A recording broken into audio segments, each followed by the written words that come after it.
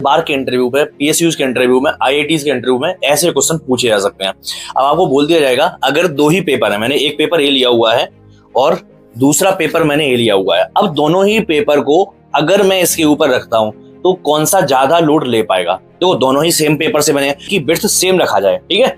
तो अभी जाकर के मैं इसको पहले वाली कंडीशन में मैं इसके ऊपर रख देता हूं। अब इसके ऊपर हल्का सा वेट रखता हूं, ठीक है। अब हल्का सा वेट रखने पे स्ट्रेक हो पाया? नहीं हो पाया।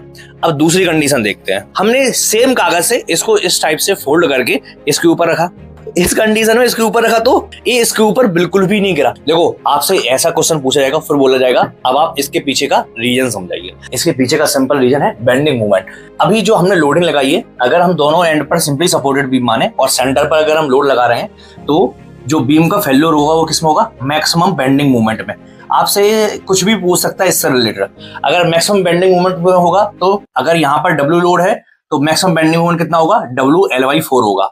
मैक्सिमम बेंडिंग मूवमेंट पूछेगा, फिर आपसे पूछेगा क्यों हो रहा है ऐसा, क्यों हो रहा है कि पहली वाली कंडीशन में हमने जो वेट लगाया उसके ऊपर वो तुरंत गिर गया जबकि दूसरी कंडीशन में नहीं गिरा। वो इसलिए हुआ, दोनों कंडीशन में विड्थ हमारी सेम है लेकिन जो डेप्थ है W पहली वाली कंडीशन में क्या है? बिल्कुल बहुत ही ज्यादा कम है। एक के ऊपर एक पेपर, एक के ऊपर एक पेपर, तो कितनी हो गई विड्थ? बहुत ही कम हो गई। लेकिन दूसरी कंडीशन में हमने मिनिमम विड्थ इतनी रखी है और फिर ऐसे ऐसे करके फोल्ड किया, तो इसमें विड्थ कितनी है? दूसरी वाली कंडीशन में ज्यादा है। जो हमारा फेल्योर होता है वो मैक्सिमम बेंडिंग स्ट्रेस के केस में होता है। मैक्सिमम बेंडिंग स्ट्रेस मतलब सेक्शन मॉडुलस हमारा क्या होना चाहिए? जिसका सेक्शन मॉडुलस हाई होगा उसमें स्ट्रेस कम होगा। अब सेक्शन मॉडुलस क्या होता है? BW²/6। W² की वैल्यू किसकी ज्यादा हो जाएगी? इस वाली की, दूसरी वाली कंडीशन में ज्यादा हो जाएगी।